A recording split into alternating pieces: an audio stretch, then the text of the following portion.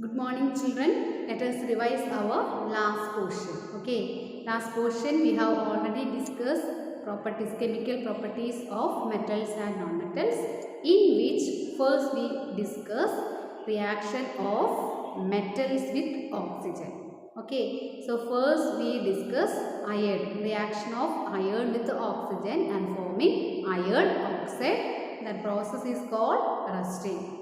And magnesium, next one is magnesium react with the oxygen, you will get magnesium oxide. Okay, then the first we dissolved iron oxide in water and we checked with the blue and red litmus paper. And the next one, magnesium oxide, that ash, white color ash, we dissolved in water, and that also we have checked with the blue and red litmus paper. In both conditions we have seen that red litmus paper change to blue. That means metal oxides are basic in nature. Then the next one, reaction of metals and non-metals with the oxygen, in which we studied, we have discussed sulfur with the oxygen. Okay, there we can see that first sulfur react with the oxygen and form sulfur dioxide. Okay, inside that jar. Okay, and after that we have added some water and we will get a solution. That means that is sulfur dioxide dissolved in water and forming sulfurous acid. Then we checked with red and blue litmus paper, and we have seen that blue litmus paper changed to red. That means non-metal oxides are acidic in nature. Okay, so metal oxides are basic in nature and non-metal oxides are acidic in nature. Children, today we can start our new topic, reaction of metals and non-metals with the water. So we can start with the sodium. We have already studied that sodium is a metal and it is very soft one. So let us start this activity. Dear children, so we can take sodium metal. We can see that sodium metal in a bottle. It is very reactive metal, so we have to keep in corrosive. Okay, and it is very soft one, so we can cut with a knife. Okay, can we cut a iron piece like this? No. So sodium is a soft metal and very reactive one, and we can cut with the knife.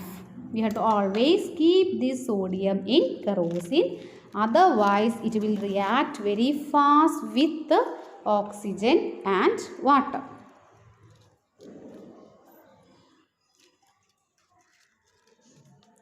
Okay, now we have a small piece of sodium with us. Then I am taking a beaker half filled water. Carefully, we have to take that sodium metal and put in water containing beaker.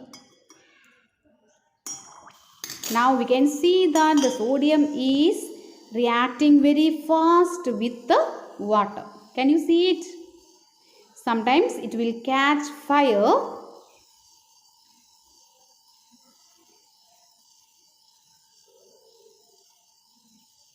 So, sodium is a metal which reacts with water very fast. Some other metals do not do so. For example, iron reacts with water slowly.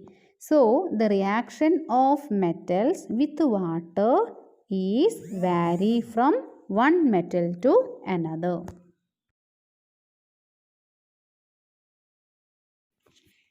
Generally, non-metals do not react with water, though they may be very reactive in air. Such non-metals are stored in water. Okay, so non-metals very reactive in air are stored in water. For example, phosphorus. Phosphorus is a very reactive non-metal. It catches fire if exposed to air. To prevent the contact of phosphorus with atmospheric oxygen, it is stored in water. So which all the things we have studied today? Sodium is a metal which is very react with the water, so we have to keep in kerosene.